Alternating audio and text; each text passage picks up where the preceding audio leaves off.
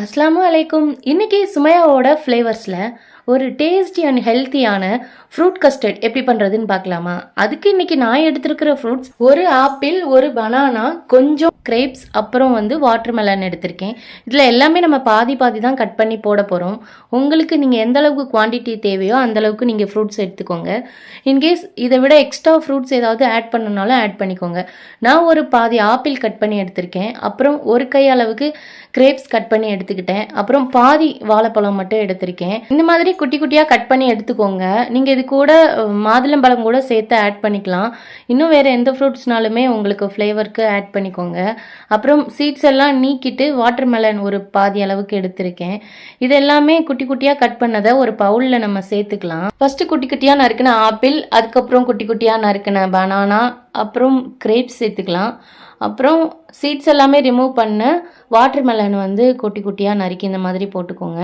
அது ஒரு பக்கம் இருக்கட்டும். இப்போ கஸ்டர்ட் மில்க் ரெடி பண்ணுவோம். அதுக்கு ஒரு 2 டம்ளர் அளவுக்கு பால் எடுத்திருக்கேன். அது ஒரு பக்கம் சூடாகிக்கிட்டு இருக்கட்டும். இந்த பக்கம் நம்ம கஸ்டர்ட் பவுடர் கரைக்கிறதுக்கு கொஞ்சமாக பால் எடுத்திருக்கேன். நீங்கள் பால் இல்லாட்டி தண்ணியில் கூட கரைச்சி போட்டுக்கோங்க, பிரச்சனை இல்லை. ஒரு 2 ஸ்பூன் அளவுக்கு கஸ்டர்ட் பவுடரும், நான் கொஞ்சம் ரிச்னஸ்க்காகவும் திக்னஸ்க்காகவும் மில்க் பவுடர் ஆட் பண்ணியிருக்கேன். ஸோ ஒரு 2 ஸ்பூன் மில்க் பவுடரும் ஆட் பண்ணிக்கோங்க.